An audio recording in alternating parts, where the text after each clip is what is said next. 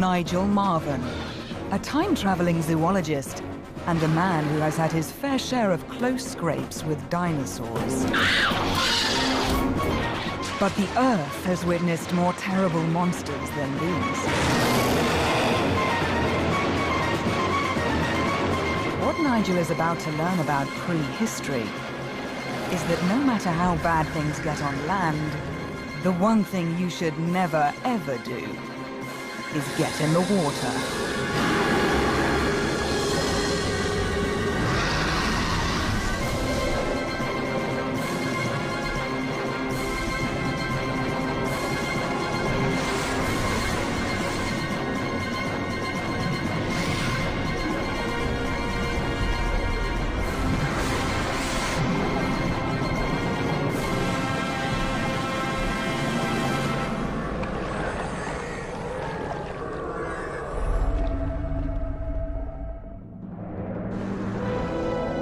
In this latest adventure, Nigel will be traveling back and forth through prehistory to visit 7 different time zones and dive in the 7 deadliest seas ever. Each sea he visits will be more dangerous than the last, with bigger, nastier predators. Creatures it's hard to believe once lived on this planet. And of course, he's saving the worst till last.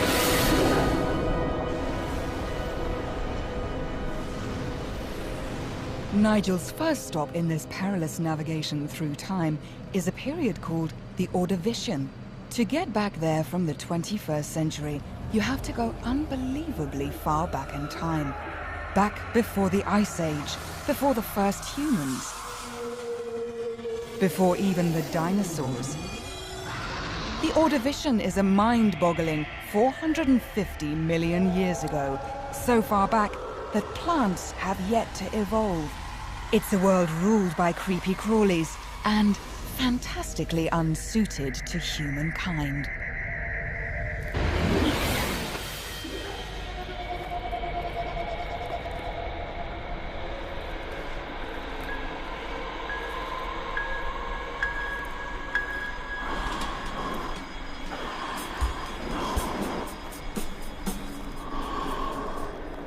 The atmosphere at this time, it's atrocious. Much less oxygen and much more carbon dioxide than I'm used to. Without this special air mix, I'd really feel sick and get bad headaches.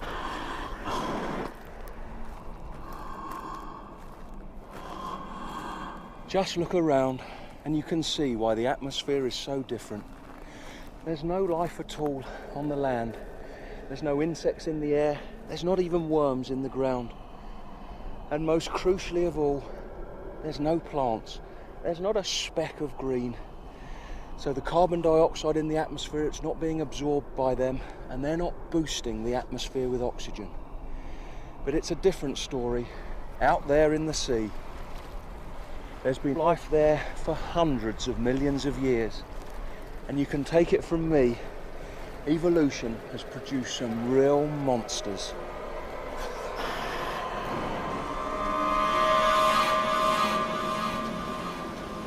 And now it was time to find one. First, some bait. In the Ordovician, that's the easy bit. With no land animals to scavenge along the beach, anything the sea spits up just lies here rotting. An armour-plated fish. Now into shallow water to flush out one unpleasant little critter that I was going to be seeing a lot of.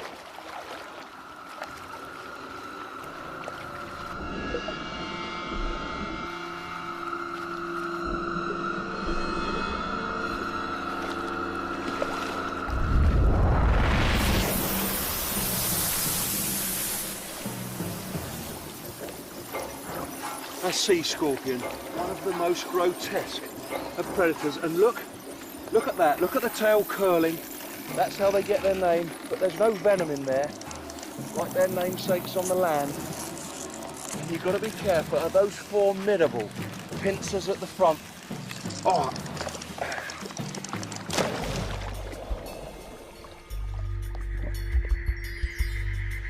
scorpion gave me a graphic demonstration of just how formidable its claws are.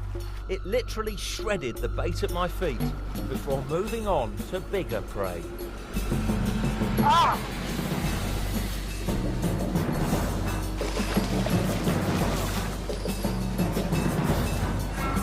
You all right, Nigel? Slash my leg. It's another scar for the collection.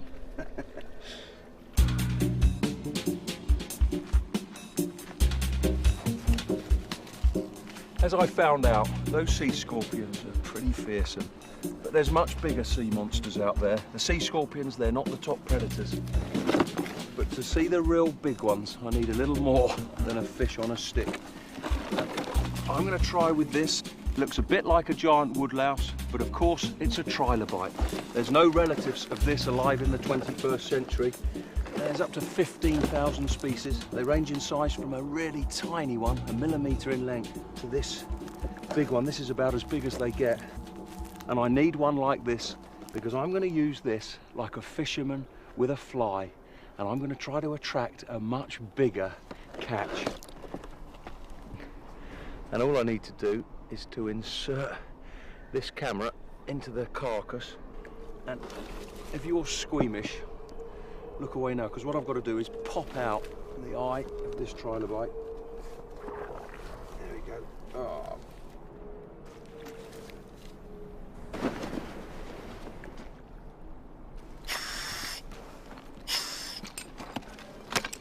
There's so many surprises here. The sun's setting, the evening's come, and it's been so quick, the day's flown by. That's because I forgot, in ordovician times, the Earth's spinning much faster, and that means that it's a 21-hour day, not 24 hours. So a watch like this, it's useless here. And look at that. It's going to be dark very soon, and we can't do anything more today.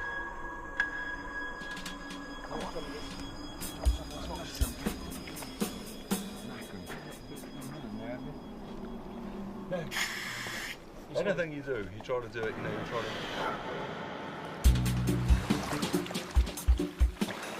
to... Today, I'm hoping to dive with a sea monster. There's a special air mix in here. If I breathe this ordovician air at pressure under the water, I'd become unconscious. So this is crucial for me. And I also need this. This is a bit before its time. It's a bite-proof shark suit. And of course, sharks haven't evolved yet. But I'm hoping this will give me protection from those vicious sea scorpions.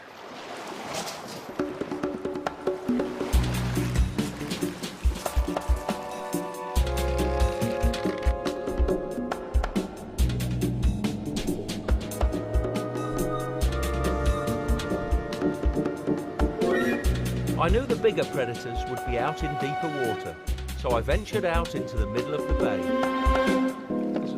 Very appetizing, but for the predators around here, this should be a tasty snack. And I'm hoping that that camera is going to catch the moment when a monstrous predator tries to snaffle this up.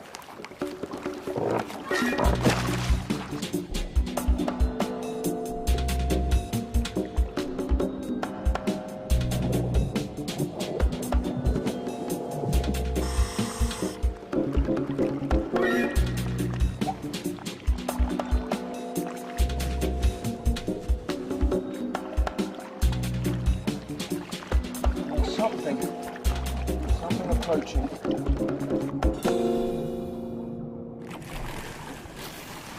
It's the sea scorpion. They obviously like trilobites.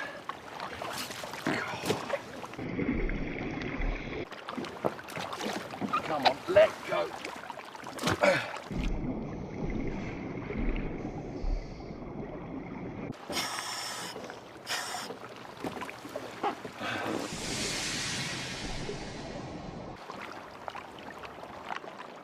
It was late afternoon before I got a decent bite. There's something interesting there, and it is much bigger than a sea scorpion.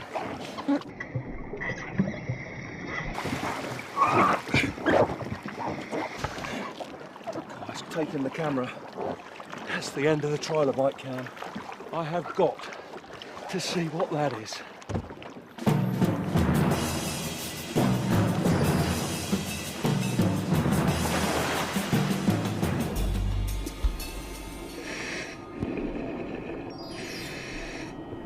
I don't know what's happened here, but if I follow the line, I should be able to find the predator.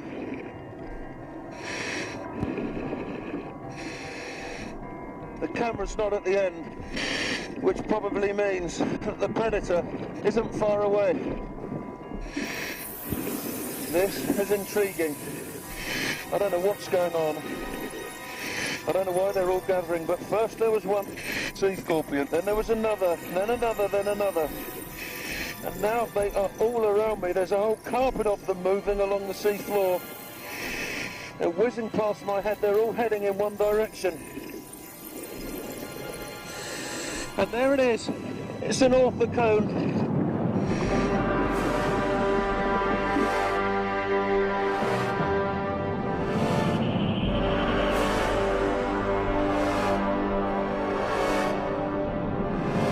That is the biggest predator that the world has seen up until this time.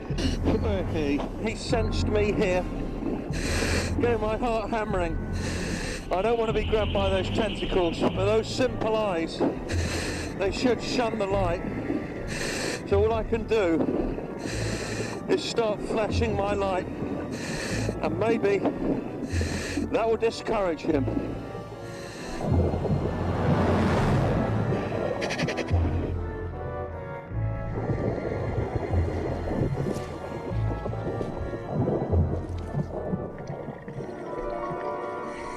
And now he's gone. I can't see where he is. There's still the sea scorpions there.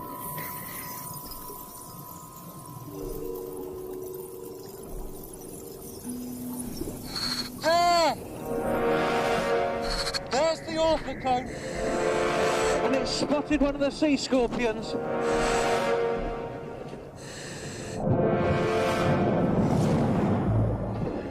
They're dragged back to the mouth where there's a horny beak. Oh, you can hear it. I can actually hear it under the water. Hear the crunching sounds as the sea scorpions are crushed by the beak. These orthocones probably spend a lot of time in deep water. Light doesn't penetrate too well down there, so the eyes don't work very well, and they rely on another sense.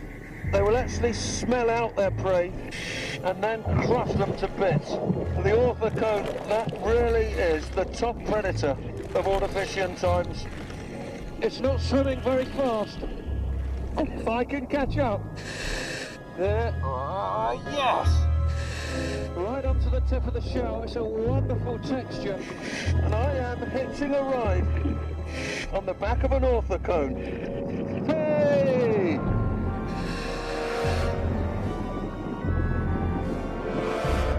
As it got gloomier, I realised the orthocone was dragging me deeper.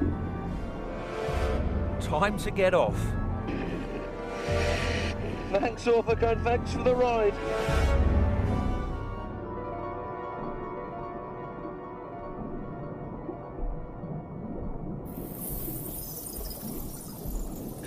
God. Get off!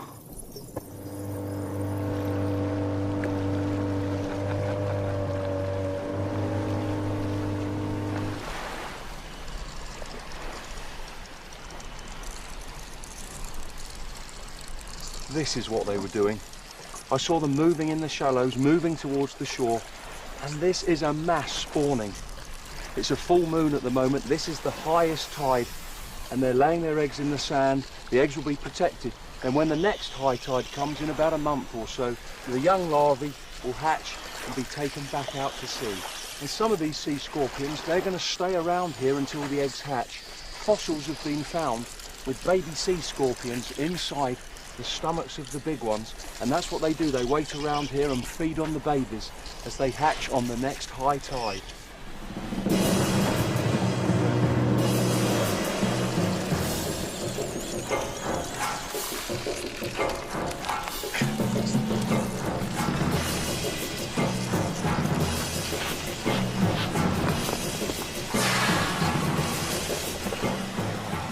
The Ordovician, then, isn't exactly a picnic. Anywhere the air gives you a headache and you can't go swimming without a chainmail suit probably isn't going to take off as a holiday destination. But prehistory has worse still to offer. The next deadly sea is the Triassic. To get there, Nigel has to travel halfway back to the 21st century to 230 million years BC. It's a time when reptiles are taking over the oceans and the first dinosaurs are only just appearing.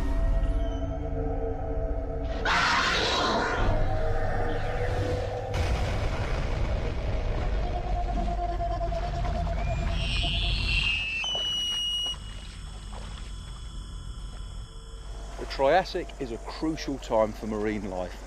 Something new's happened. The fish or the mammals, they're not the most ferocious animals out there. This sea is dominated by a group that used to just live on the land, the reptiles. Reptiles dominate everywhere right now. Winged reptiles, the pterosaurs, rule the skies. And the future lords of the land, the dinosaurs, have just evolved. But they're not much to look at yet.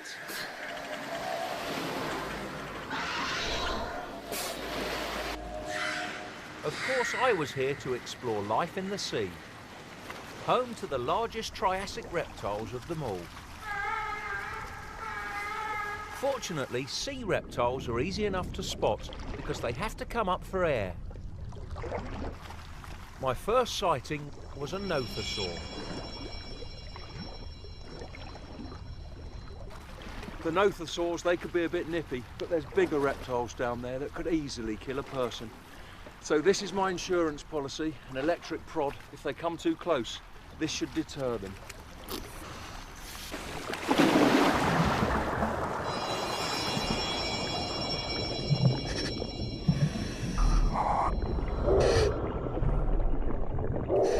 There's not just one nothosaur, there's a pair of them. And they're inquisitive, coming closer and closer, they're so curious.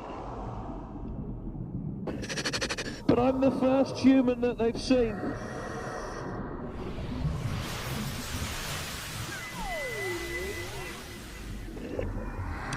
You don't know how they're going to react. And I'm glad I've got this electric prod in case they become just too inquisitive. But at the moment they're just curious, circling around me. They've got a mouthful of teeth like razors, they're interlocking. That would seem to me to be the perfect fish trap, and they certainly move fast enough to catch the fish that are around here.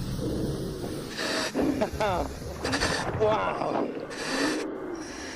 There's one coming close now, and I'm going to try something. Like with alligators, there's only one safe way to hold a nothosaur, and that's round the jaws. Hey! Wow! A prehistoric ride with a nothosaur. They can close those jaws with tremendous force, but the muscles that open them, they are really weak. But nothosaurs, like all sea reptiles, they've got to go up to the surface to breathe. I can't hold him for too long. I'm going to let him go now. Go on, boy, off you go.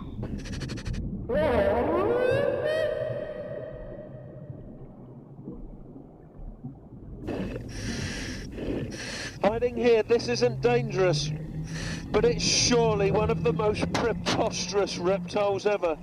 Tanystropheus. Great long neck, great long tail, there's hardly any body at all.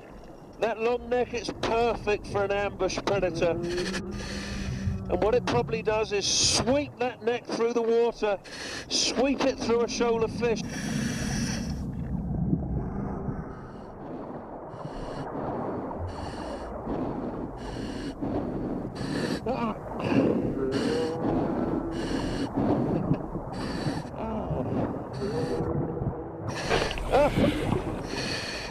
snapped its tail. This has happened to me many times when I was a little kid catching lizards. They do this as well.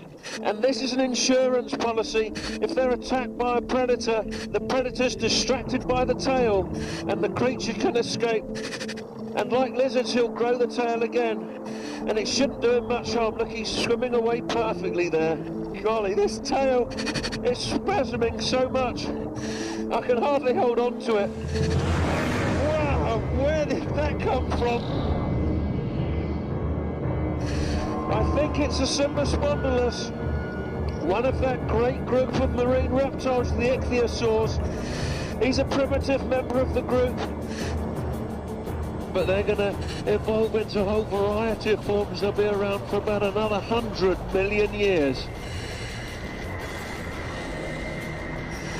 But he's coming a bit too close. And that slow movement, that's deceiving. With one lash of that tail, they can have really great bursts of speed.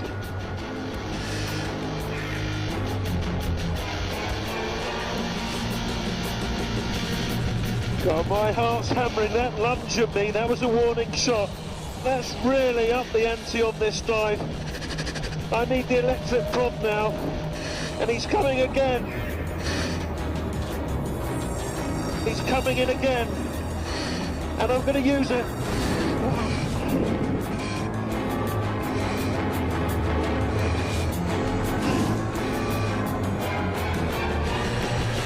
What a spectacular reptile.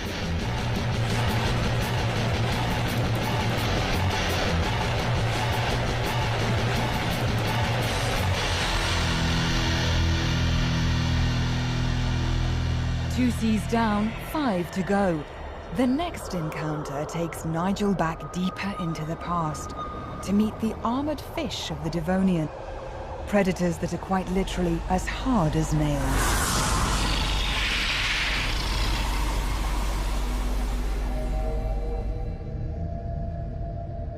I'm using the time map to get my head round where I've been. These spans of time are so immense.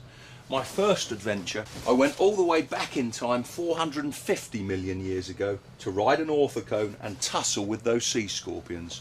My second dive, that was 230 million years before the present day. That was with those bizarre sea reptiles. We're now here 360 million years ago. Welcome to the age of giant armoured fish.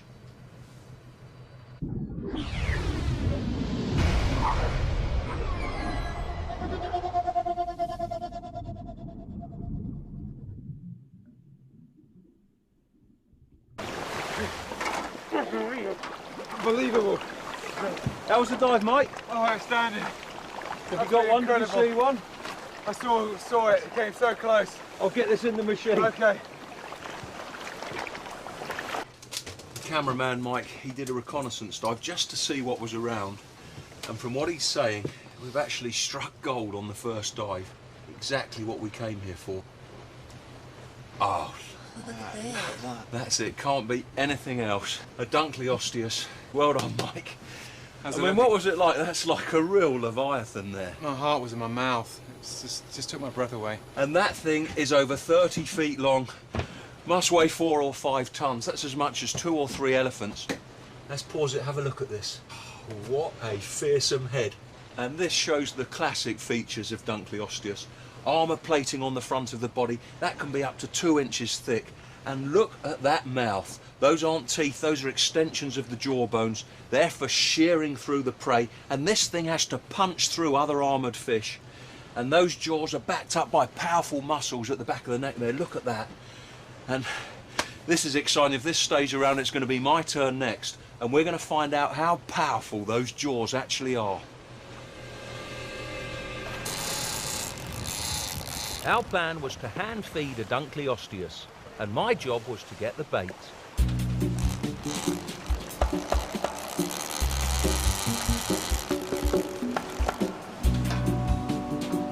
Meanwhile, the crew was building a cage for my protection. But why was it round? Well, in the same way that a dog can't bite a beach ball, we hoped that the jaws of the Dunkleosteus would slide off these bars.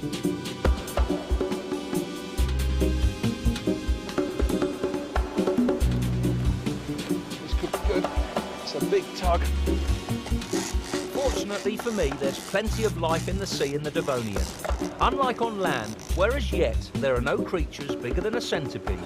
This is a placoderm. It's a Greek word, it means armour plating, and you can see why. This is in the same family as Dunkleosteus, and for a naturalist this is a privilege indeed. These fish were only around for 50 million years, then they became extinct. There's nothing like this around in the 21st century. I've got a bet on with the crew that the Dunkleosteus will slice through the bait if it's actually wrapped in chainmail.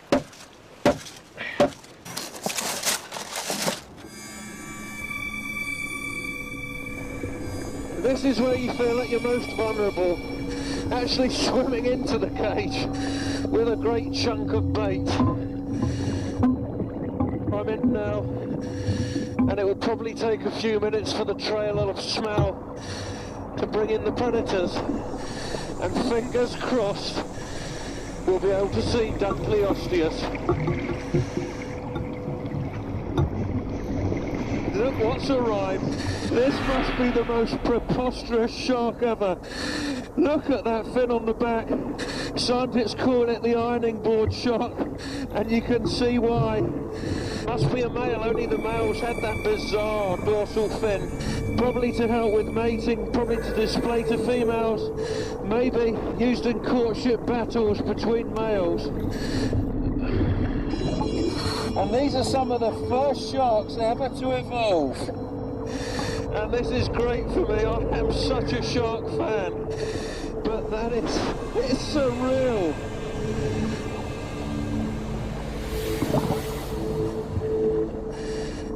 He's been spooked by something.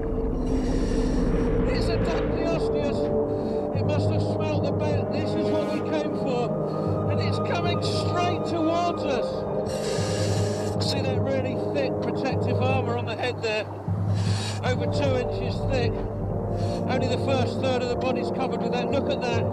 These fish, they've got these massive jaws with big sharp shears sticking out, and what they do is they slice them together just like scissors working. The very action of slicing them together keeps them sharp, and with that they can cut through anything. Let's see if I can win my bet.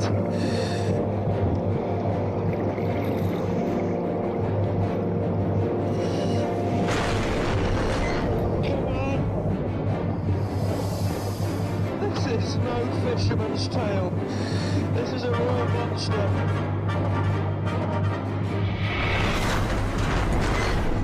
This is getting a little scary now. Okay. This is getting serious. They really run up the coast then. The birds over here, they've been dented. He's coming in again. He's fast this time.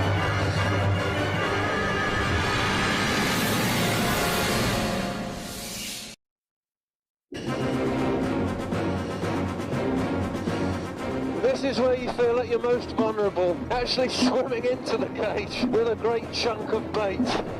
It's a Dunkleosteus. This is what we came for. Oh. This is Nigel Marven. He's a zoologist and an expert in tackling dangerous animals. But his latest adventure is really testing his nerve. He's left the safety of the 21st century behind and travelled back to prehistory. His mission, to visit the 7 deadliest seas of all time and to come face to face with the most terrifying sea creatures that the Earth has ever known. So far, he's experienced 3 of the deadly seas, and from here on, it's only going to get worse. He's about to meet the owner of these jaws, and worse still, the most lethal shark the world has ever seen. But only if he can escape the Devonian seas and an armoured fish called Dunkleosteus. He's coming in again. He's fast this time.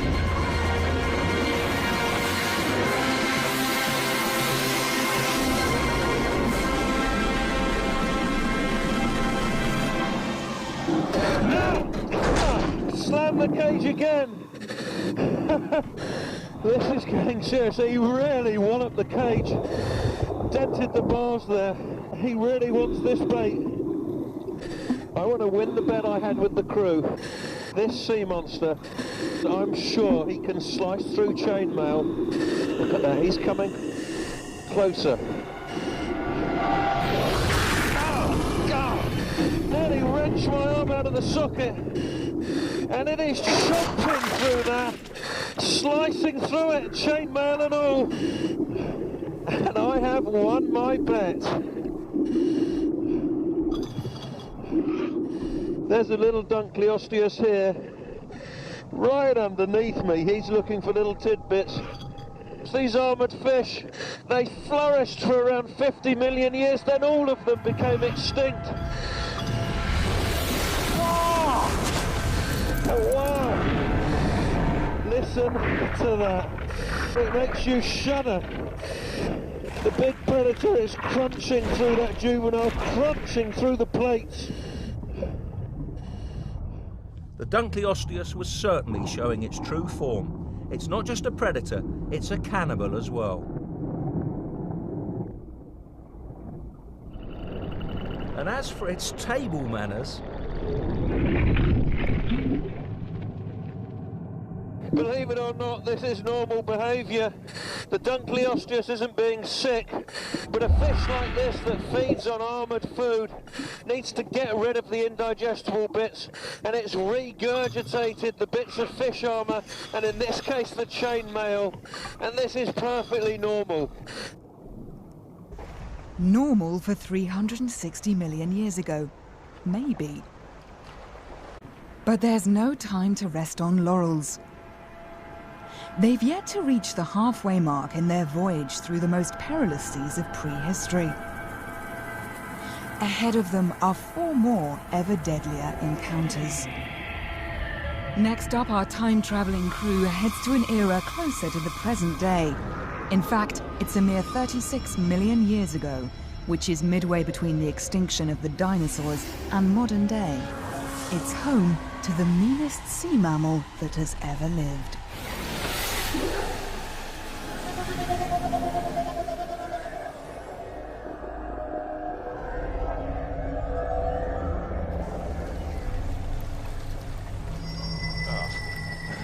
This must be one of the squelchiest of habitats.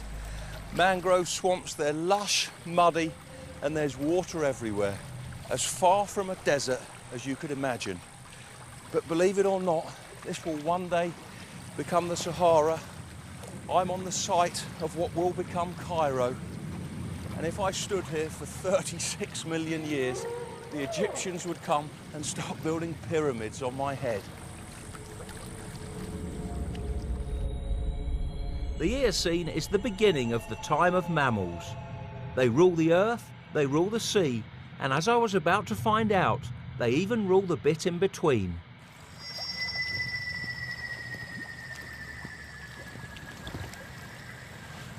These look really promising. Look, the feet have splayed out just like a camel's to support the weight, spread the weight so they don't sink into the sand. But it's a really curious track. Look, they're widely spaced. Most animals, when they walk, it's 1 foot in front of the other. It's almost like this animal swings the weight of its body from side to side as it's walking along. This is really weird. So it must be a big animal that waddles along. Let me see if I can...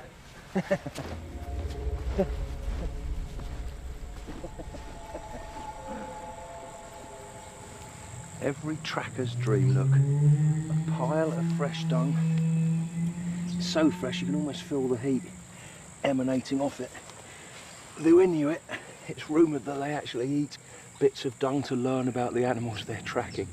I'm going to give that a miss, but oh yeah, if you smell that, it's a really sweet, not too unpleasant, a sweet smell. And I think the animal I'm looking for is a fruit eater. Please,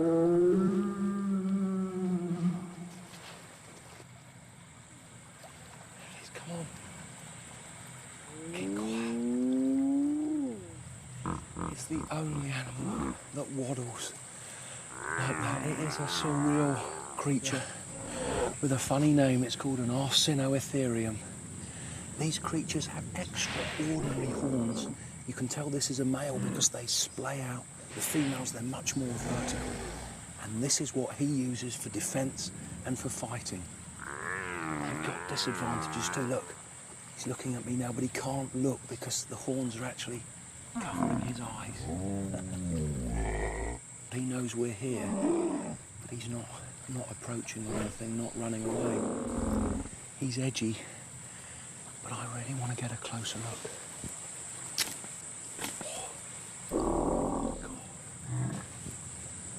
I'm going to try something, see whether he'd like to eat something from the 21st century.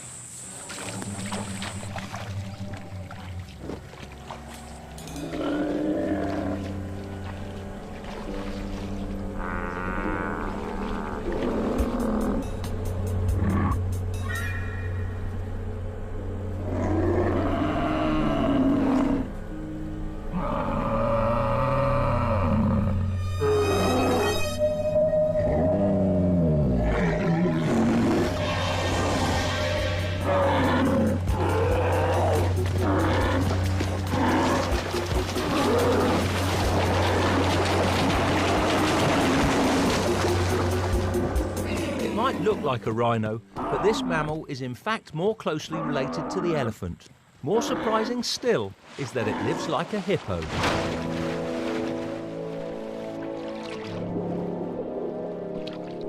Arsinoitherium is a sea monster after all. Well, at least an amphibious one. There's plentiful food in the mangroves for a huge vegetarian like this, but living here is difficult. A beach in the morning is a lagoon by midday. Arsinoitherium, though, is adapted to deal with the changing tides. A creature that's as happy in water as on land.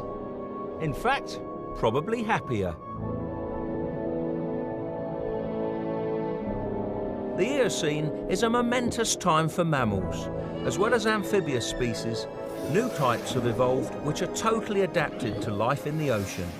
Here were some of them. Dorodon, a species of ancient whale. And whales were the reason I'd come here, though not for these tiddlers. I was after a far bigger, meaner whale that eats Dorodon for breakfast.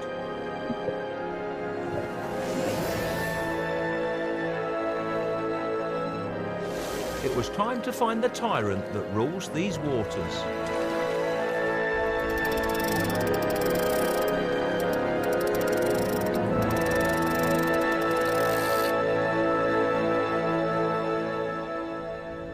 We're sailing right here in the middle of the Tethys Sea, which runs between Europe and Africa. This is a pretty unfamiliar map because it's not like this in the 21st century. This sea closes up and dries up, and we're actually sailing over what will become the Sahara Desert. And this is the monster that we're looking for. Basilosaurus. That name means king lizard because when these fossils were first found in 1832, they were thought to be giant reptiles, but this is in fact a primitive whale. Here's an artist's impression from around 1960, and as you can see, they thought Basilosaurus were very reptilian too, just like sea serpents or even the Loch Ness Monster. And this skull is what's chilling to me. There's no whales with skulls like this in modern times. Great peg-like teeth at the front of the jaw for seizing prey. Once inside the mouth, the prey is then sliced up by these big teeth at the back, great big cusps at the top. They are for slicing through flesh. This is by far the biggest predator in Eocene seas. Drop the anchor! But how on earth do we find one? The configuration of the bones in the fossil skulls of Basilosaurus is really good evidence that they can hear pretty well. Modern whales, they are so noisy, and we're hoping that Basilosaurus is just the same. We've got underwater recording equipment here, and if we can eavesdrop on their conversations, we should be able to locate where the whales are. Fingers crossed on this one.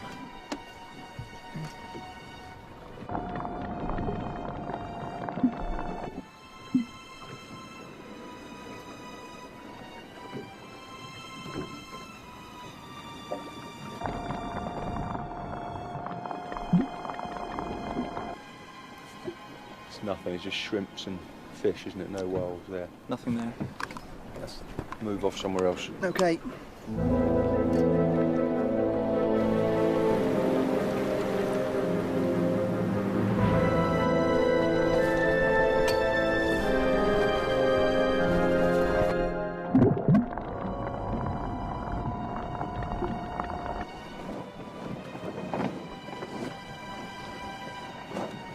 Nigel. Oh, we've got something there. Oh, that is spooky. It's definitely a whale. Definitely. And maybe we found Basilosaurus.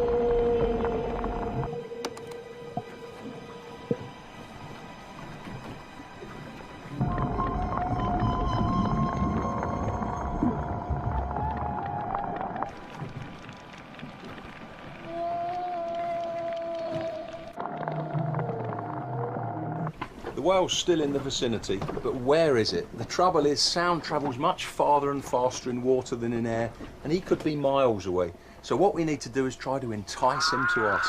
That sound, that eerie sound that you're hearing, that's what we recorded earlier, that's his calls, but we're playing them right out into the ocean with a massive speaker, and hopefully he'll think there's another whale in his territory and come towards us.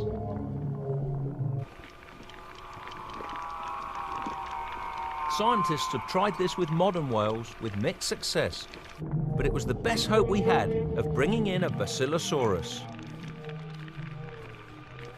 Getting louder, as loud as it's ever been.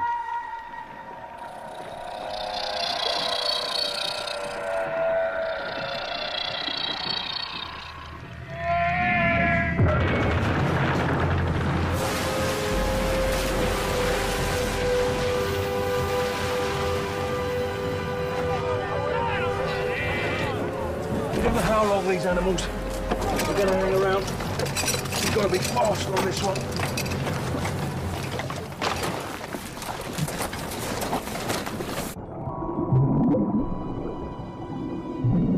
I had no idea what I'd find.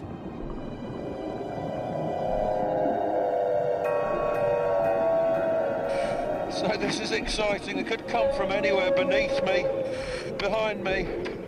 So I'm actually using the boat as a shield. This big shape here, it's as though there's a really massive super predator around, so they won't come in too close. They haven't got as big a brain as the modern whales. They're not such social animals. So they may treat a person as prey.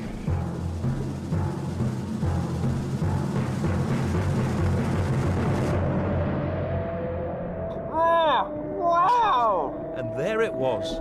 The long, streamlined shape, this had to be Basilosaurus. But it was nothing like the sea serpent of early drawings. It was a whale, but unlike any I'd seen before. It didn't have blubber. In this warm water, it didn't need it. It looked for all the world like a whale on diet pills. And look at this thing. Compare it with the boat, that gives a great idea of scale. And he's over half the length of this 80-foot boat, 50 feet or so. And this really is a fearsome predator. I'm glad I'm next to the boat. I wouldn't fancy being in open water with this one. I wish the sound technician, I wish he'd turn this off. It's really starting to distress the whale. He's coming in close.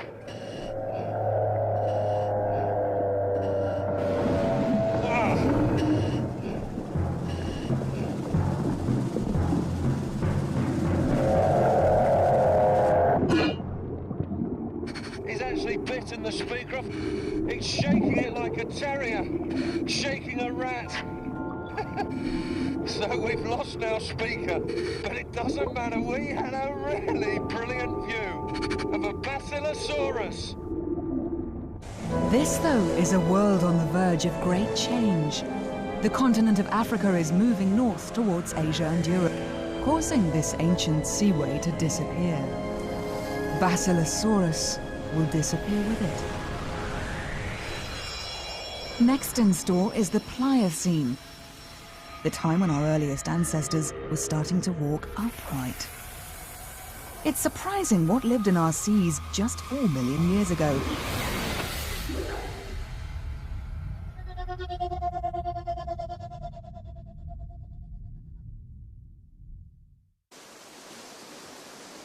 We're in Peru, right on the rim of the Pacific Ocean. And living out there, there's something terrifying.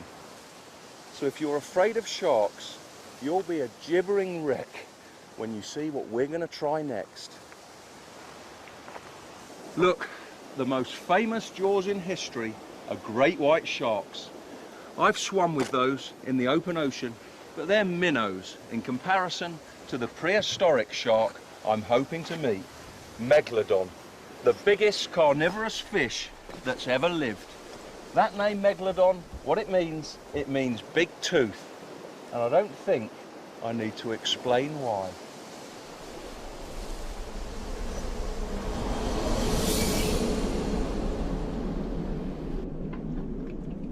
By hunting a megalodon, we were getting into ever more dangerous waters, and caution had started to creep in amongst the crew.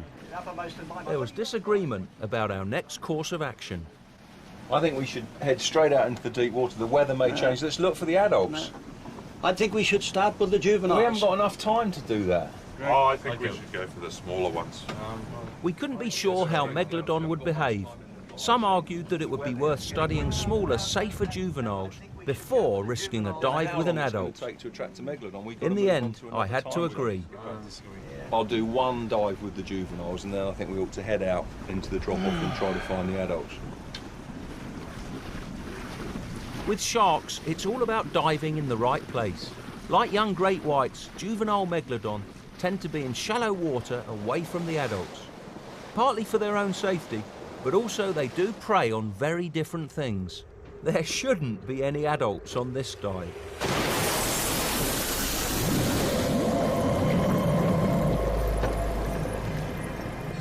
I'm hugging the kelp here. I don't want to be caught out in open water. Big predators, they don't like going into dense weed like this. The other thing is I'm hoping to find the creatures that juvenile megalodon prey on. And they are the oddest of creatures. There, Odontocetops leptodon. That name is a mix of Greek and Latin, and it means the whale that walks on its teeth. And if it turns towards us, you can see why. One tusk is about 1 foot long, but on the other side, the right-hand side, look at that. It's about 3 feet long, and the males probably use those for jousting with each other in the breeding season, just like narwhals. Slurping sounds, they are superb. Flipping heck, look!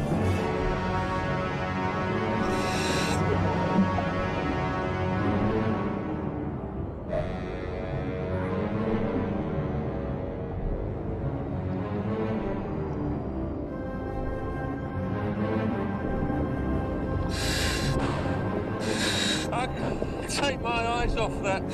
The biggest great white shark ever was just over 20 feet long.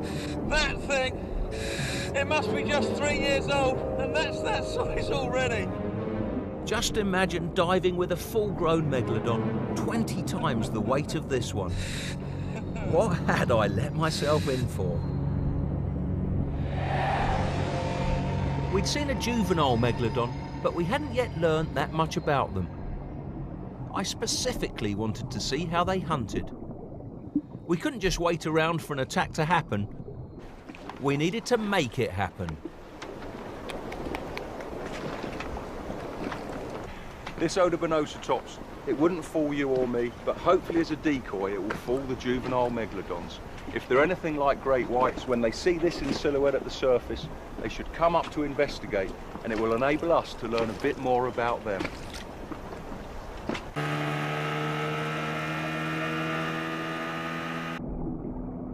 Our dummy didn't swim as well as an Odontocetops, but the young sharks didn't seem to be put off by that. After just 15 minutes, our onboard camera got the shock of its life.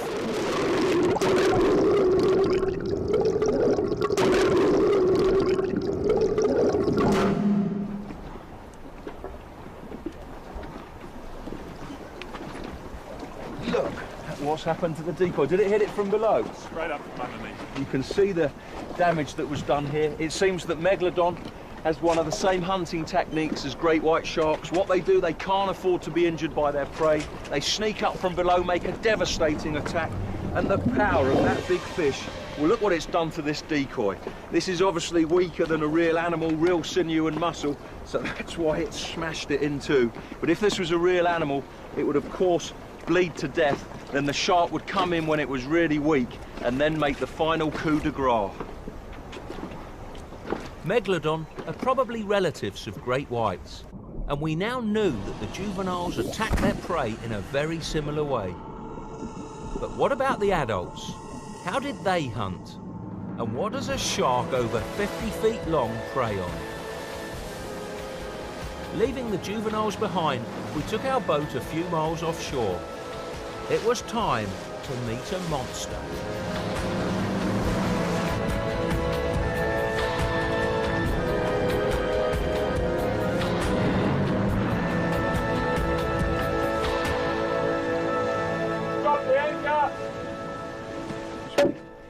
Anyone who's tried to get close to sharks knows this eye-watering stench. It's the smell of chum. That's a mix of fish blood, fish oil, bits of fish pieces. What we're going to do is throw that over the side. There'll be a trail of odour which will go for miles in the current. A megalodon will smell that and start zigzagging towards the boat. When it gets close, we've also got this amazing delicacy for it, a great big bag of fish chunks, and that should entice it and keep it around the boat. And if they do come, what we've got here is shark cam. There's a little camera inside this. We want to get an insight into the world of the megalodon. I've got to get close enough to attach it to the base of the massive dorsal fin of a megalodon. It won't hurt the shark. This will dissolve in a couple of days. The camera will pop up to the surface and then we'll find it and hopefully get some insight into the behaviour of the wild megalodon.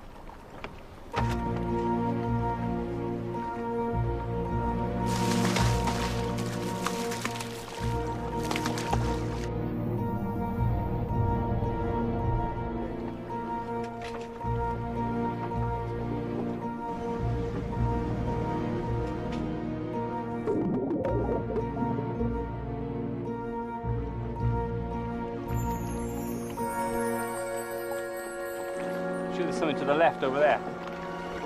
You sure? Yeah, I'm pretty certain.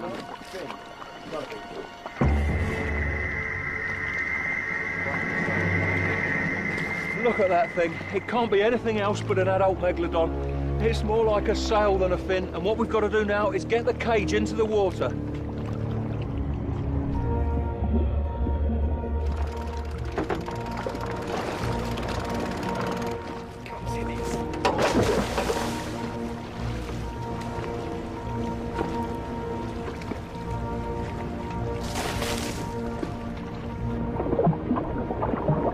See the blood and the fish oil leaking out of the chum bag. I need to be really prepared for this with the camera. We may only get one chance at it. Who knows how long the megalodon's going to hang around.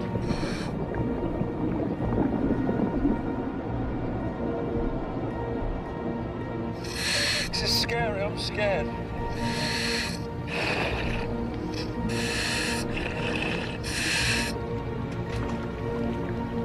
Look, it's coming straight for the cage.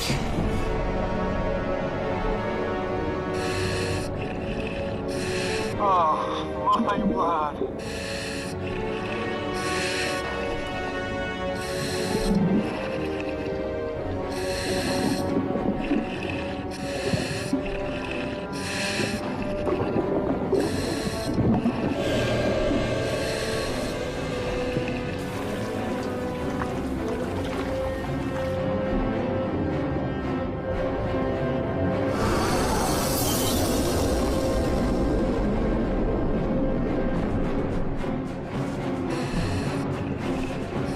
Nothing prepares you for this. I feel like just shooting to the surface and getting out of this cage. But I gotta pull myself together.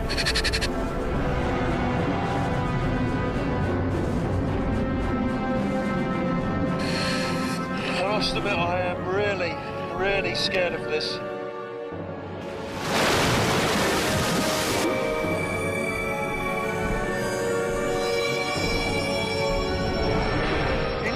he's taking a pass now where he's going to be really close. And let's see whether I can get the short cam on. Missed that time.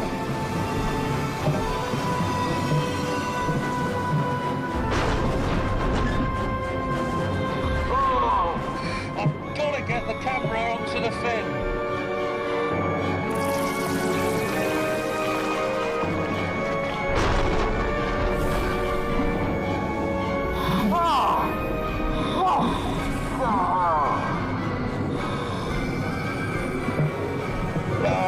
This is hopeless. This is harder than I thought. The fin is just too high. And he's coming straight at the cage.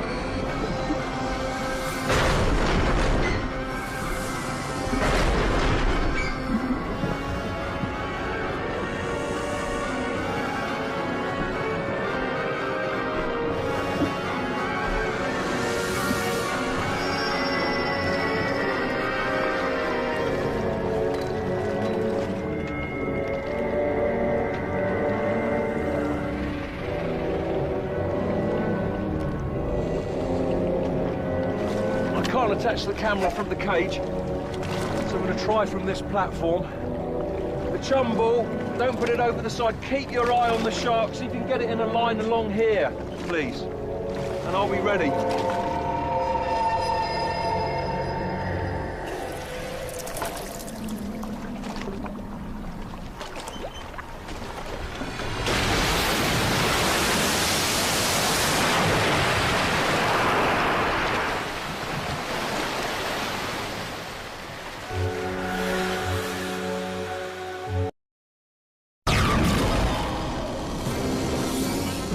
Megalodon, the biggest carnivorous fish that's ever lived. And it would be so fantastic if I could get this camera onto his back. I'm going to try from the platform, keep the bait ball above, watch the shark, and see if you can get it in a line along here. This is Nigel Marven. He's a zoologist and an expert in tackling dangerous animals. But his latest adventure is really testing his nerve. He's left the safety of the 21st century behind and travelled back to prehistory. His mission, to visit the 7 deadliest seas of all time and to come face to face with the most terrifying sea creatures that the Earth has ever known.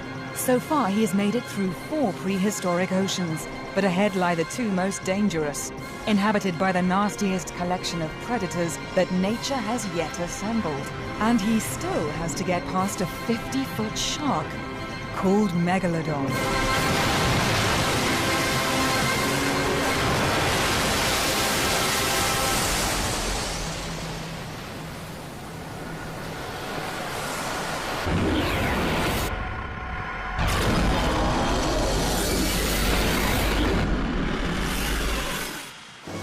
You idiot!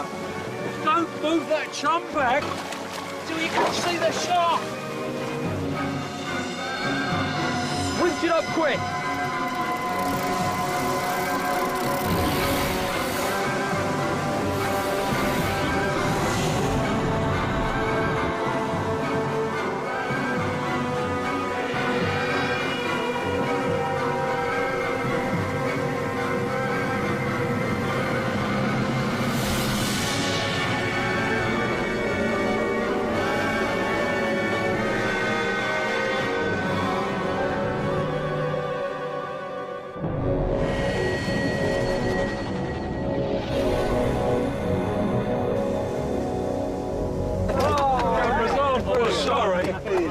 I'm sorry I called you an idiot. I was scared when I fell in, but that was thanks, fantastic. Mate. Well done. Well done. Oh. I hope we get some shots with that.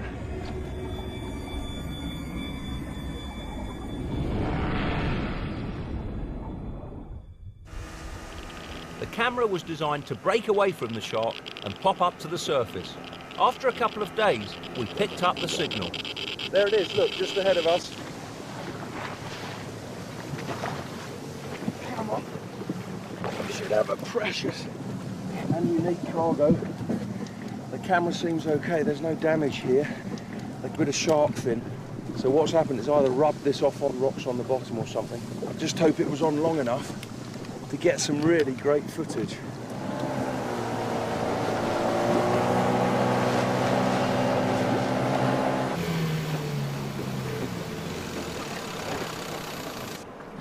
Look, we've got some. The camera's working. This was so exciting. The camera had survived whatever ordeal the shark had put it through.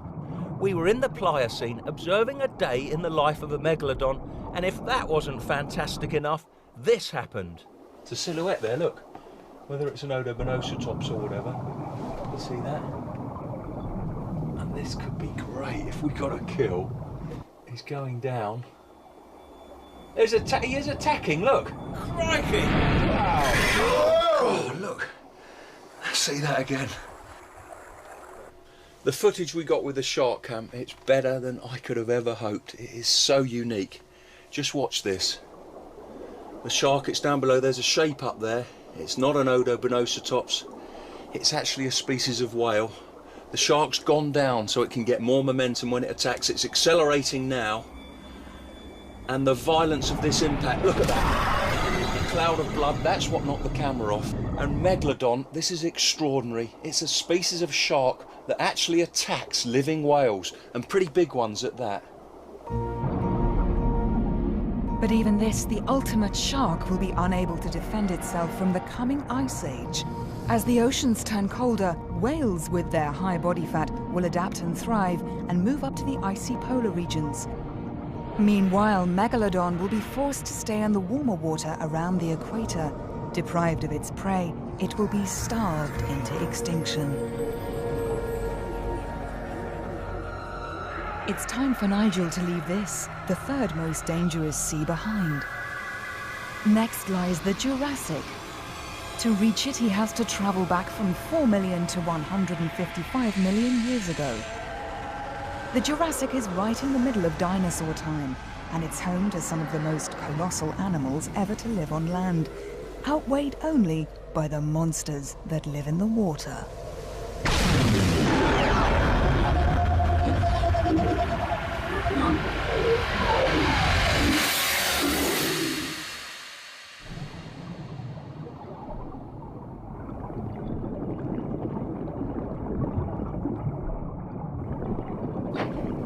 I've come to the Jurassic because this is a land of monstrous creatures. On the land there are giant dinosaurs, and here in the water, well, look at that. That's a shoal of lead-zichthies, and they are the biggest fish that have ever lived. As big as those fish are, there are predators nearly as large that attack them. And that's what I'm here for, to see some of the most massive marine reptiles that have ever lived.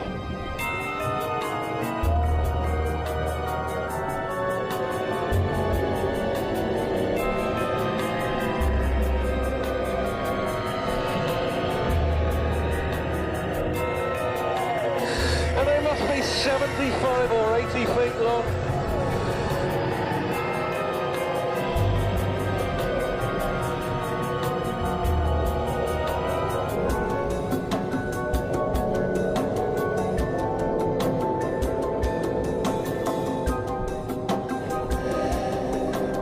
Shoals of giants are sustained by the tiniest creatures that live in the sea. What they do is they filter out any tiny plankton, any small animals floating in the ocean.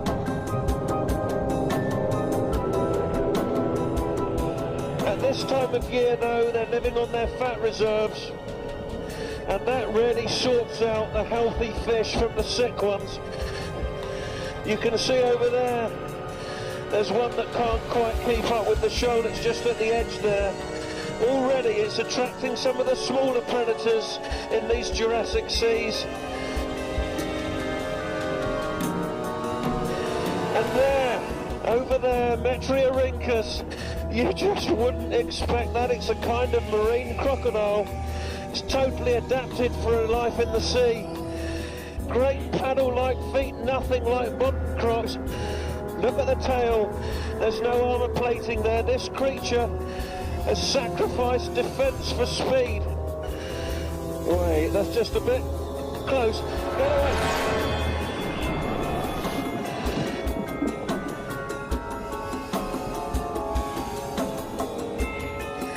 Look at that. Below me, it's a most bizarre shark called Hippodus. See those strange horns on the top of its head? And it's going in to feast now. Look at it twisting to get a chunk of flesh. And oh, you feel sorry for the lead ichthyes, they're actually eating it alive.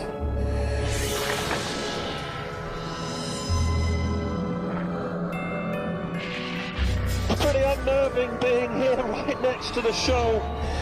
You've got to worry about sharks, marine crocodiles, and I haven't even seen the really massive reptile I've come here for.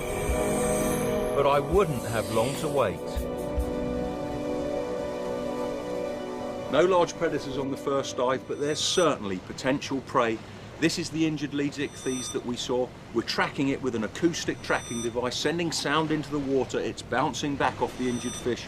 Not moving very fast, but we need to move to starboard now. Okay. Captain. As we saw on the dive, the injured lead ichthyes, it's already drawing in crocodiles and sharks. And before long, something much bigger, it's bound to come in.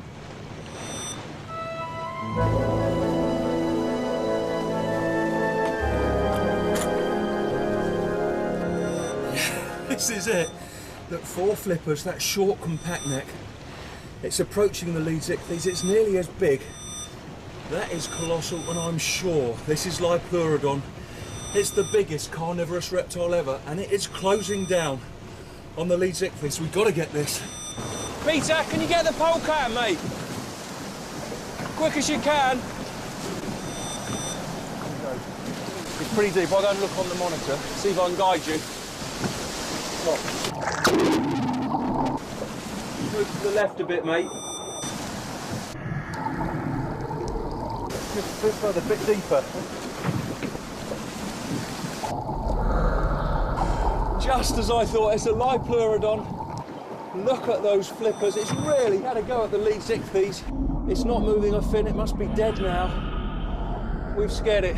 It's disappearing into the murk, Pete. This is fantastic. Well done, mate.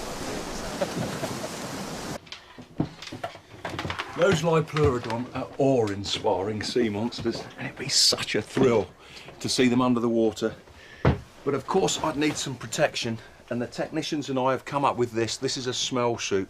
Pleurodon, they've got a really acute sense of smell, and we're going to use that to protect me. What we do is put a bottle on here, a bottle of noxious chemical, and if the Pleurodon get too close, if things get a little hairy, I'll switch on this valve. There'll be an explosion of chemicals into the water. The chemical we're using is called putrescine. That's basically essence of rotting reptile flesh, and hopefully that will keep them away from me. So why did we decide on putrescine?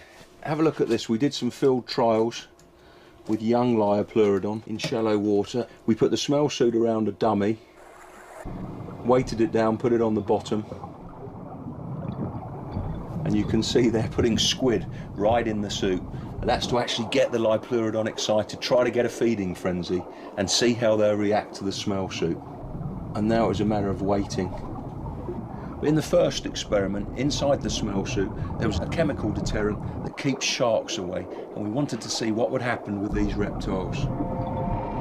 They're very, very curious about these squid. See the release of the chemical there? Absolutely no effect at all. You'd have had your head bitten off if you'd been wearing that. The next experiment, we filled the smell suit with putrescine. And let's see what happens here. There's still squid on the dummy. They know it's not a danger to them. Here they come. Here come the Pleurodon. See that? The putresine's released. Another one comes in, mouth open, just gives it a whack. I hope it doesn't whack me like that. But hopefully that will give me some protection when I go in with the adults.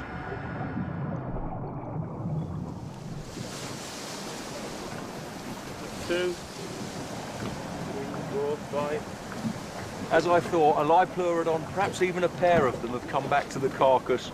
We've lost the light, but that doesn't matter to those animals. They live in a world of smell.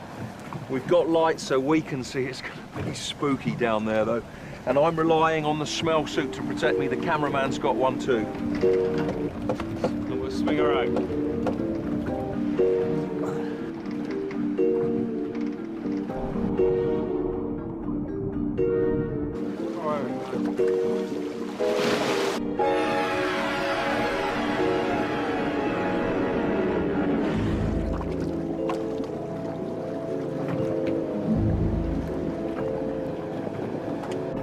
Oh my goodness.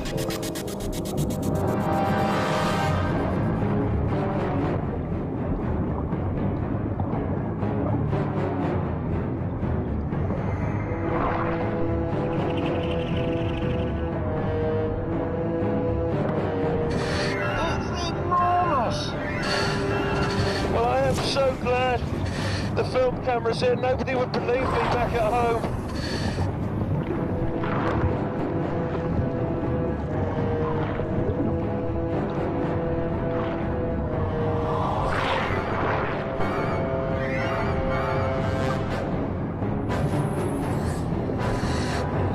That's a cracking view of those teeth. They are so distinctive. That rosette of really sharp teeth at the front of the jaws there, they are like knife blades. They are piling into that fish carcass, slicing through the flesh of that leadsick piece, and that short neck that helps them too to be more powerful. That's why they can twist off those chunks of flesh.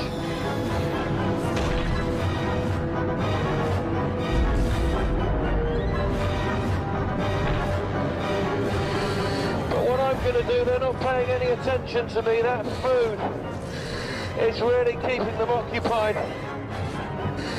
So I think I can take a calculated risk. If they do go for me, I've got the smell suit, so I'm going to move in as close as I dare.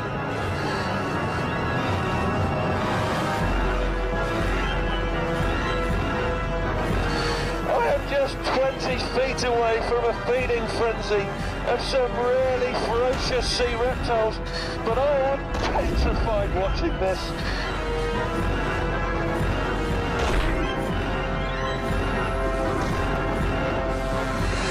Wow, it's coming in so close. Ah! Thank heavens this smell suit works, but it's really time to get out of here.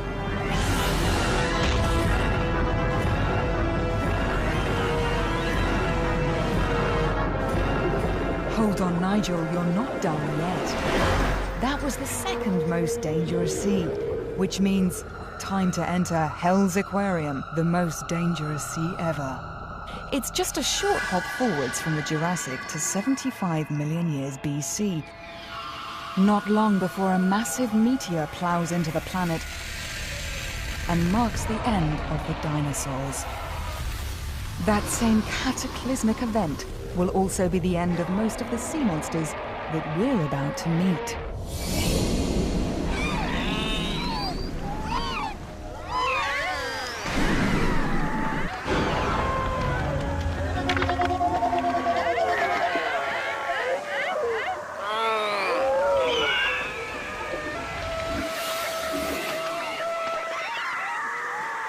A familiar sight on the coast of the Cretaceous. These birds are called Hesperornis. They are so vociferous, it's deafening being right in the middle of a colony. They're flightless like penguins, but they're far from as cute. Look at those dagger-like bills, and inside there they've actually got teeth. But just to hold their own, Hesperornis, they have to be tough. They're around at a time when there are truly awe-inspiring predators. On the land there's T-Rex, and in the water, well, every time Hesperornis go on a fishing trip, they have to enter the deadliest sea of all time.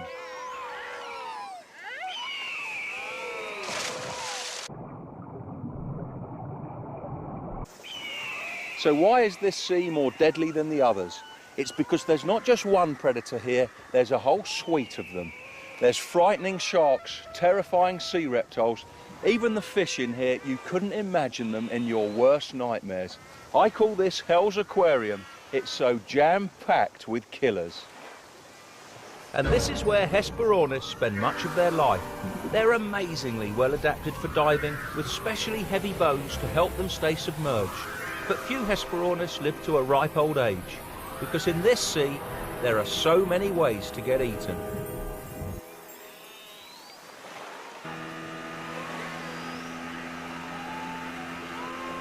To the right a bit, to the right a bit. Oh my goodness. Keep going right. There's a real blood patch. Pass the periscope, please. With this, I should be able to have a peek into this blood bath. Hard to see what's going on there. It's such a flurry of activity down there. There's a shark gone right in the middle of the feeding frenzy. Don't know what species, there's many sharks in Cretaceous times. What is that? That is one grotesque fish, and that's more like a bulldog than a fish. If the devil kept fish, this would be one of them. Xiphactinus, a predatory fish over 20 feet long. There's a big one coming right at the periscope. It's got a Hesperornis in its mouth. Hesperornis there over 6 feet long, and it's swallowing it down in one go. But there was something else in there that looked familiar, the ominous shape of a mosasaur. These I'd read about. They're the ruling class of marine reptiles in the Cretaceous. Their serpentine shape is no accident, as they're closely related to snakes, but they're far more ferocious and way, way bigger.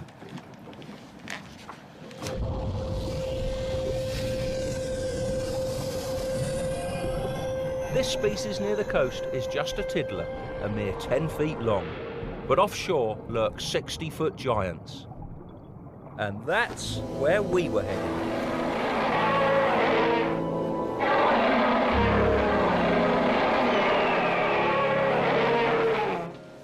We're going into deeper water on our mission to find giant mosasaurs. We're actually sailing right over the top of Kansas, which sounds weird. This is the map of the US that we're used to seeing, but now in the Cretaceous, it's totally different. Look at that. The central United States are covered by a vast inland sea.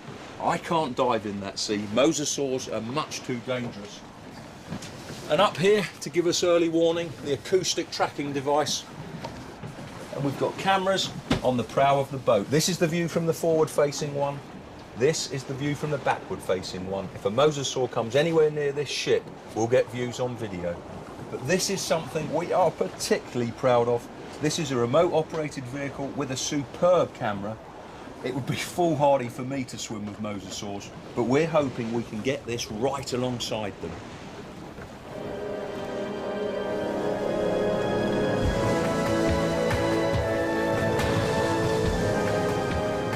We soon had company.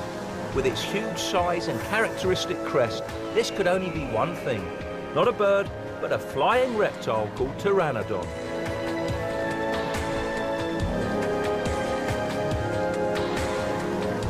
They catch fish in these waters, but this is hell's aquarium, so occasionally the fish catch them.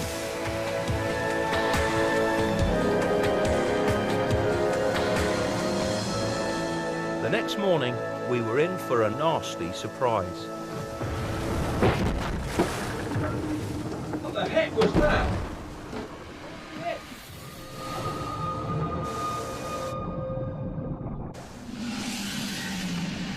We hear something with a tremendous clunk. And look, it's the body of a turtle, like no turtle alive in the 21st century. It is huge. I think it's an archelon. And you can see, look, it has been bitten in two. And it's a shame. I'd love to see one of those that's alive. But it proves that we're in giant mosasaur country. Nothing else could have done damage like that.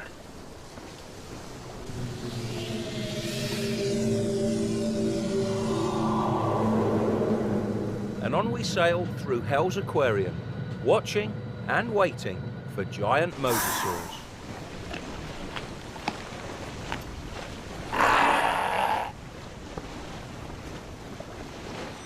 Nigel, this is interesting. Check this out. There's creatures, and they are going right under the boat. This could be it.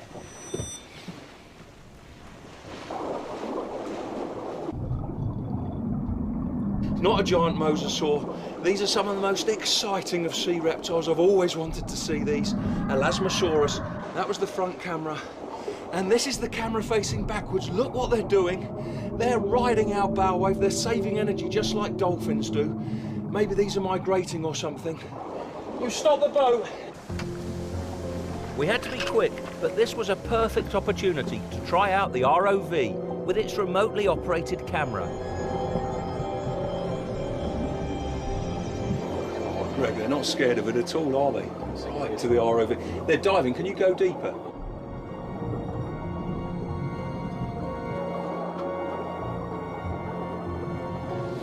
They're coming really close. Look, this one's investigating. Look away. Those small heads on those long necks may be a way to deceive prey. Fish would be frightened by those big bodies, but what the Elasmosaurus can do, they can sneak those heads right in the middle of a shoal and then strike. Gosh, a living archelon, one of those giant turtles. I said that I couldn't dive in this sea, it's just too dangerous. But I've got to get in with that. It's a bit risky going in here, but the ROV should be guarding me, keeping an eye out for any predators lurking around. And I just can't resist a ride on an archelon. And he must come up again for air soon.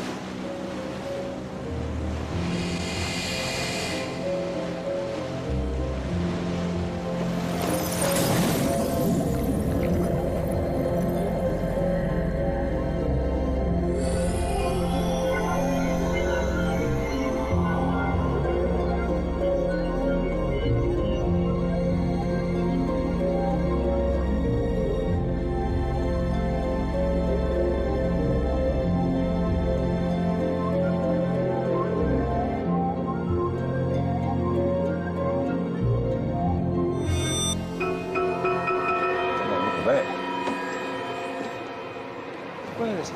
Nigel back, Pete.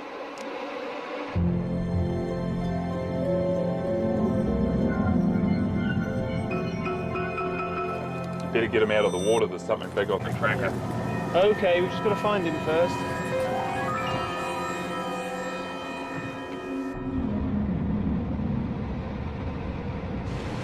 We're on our way out.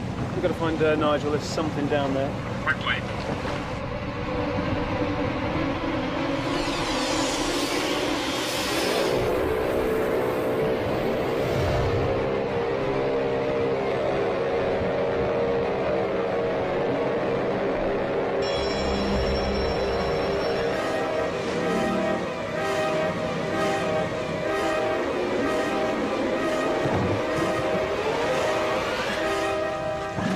Relief.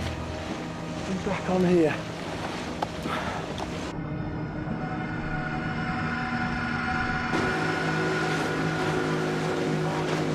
Now tell him we're coming back. Ancient Mariner, Nigel here. How was your dive, Nigel?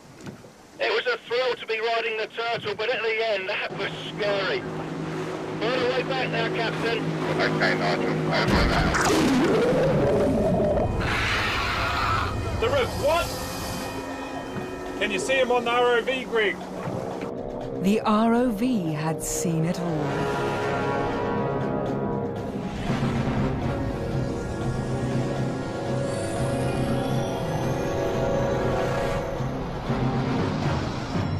Perhaps mistaking the boat for a turtle, the top predator of the Cretaceous had honed in on the crew. And if there's one thing worse than swimming with a 60-foot carnivorous reptile, it's swimming with its family. Giant mosasaurs often travel in groups to protect their young. Move away from the boat, there's nothing under you. They will attack and eat virtually anything that moves. Sharks, turtles, giant squid, even other mosasaurs. With 3 humans and an upturned boat in the water, they were spoiled for choice. So far, they were choosing the boat.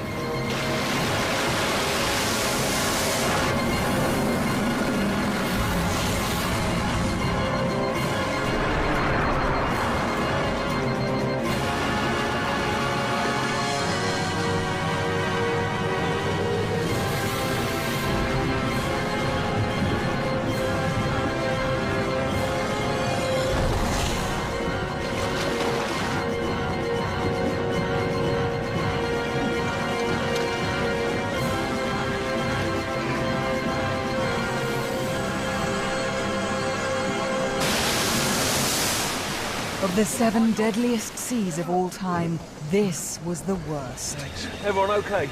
Yeah. And the worst was over. That shook me up.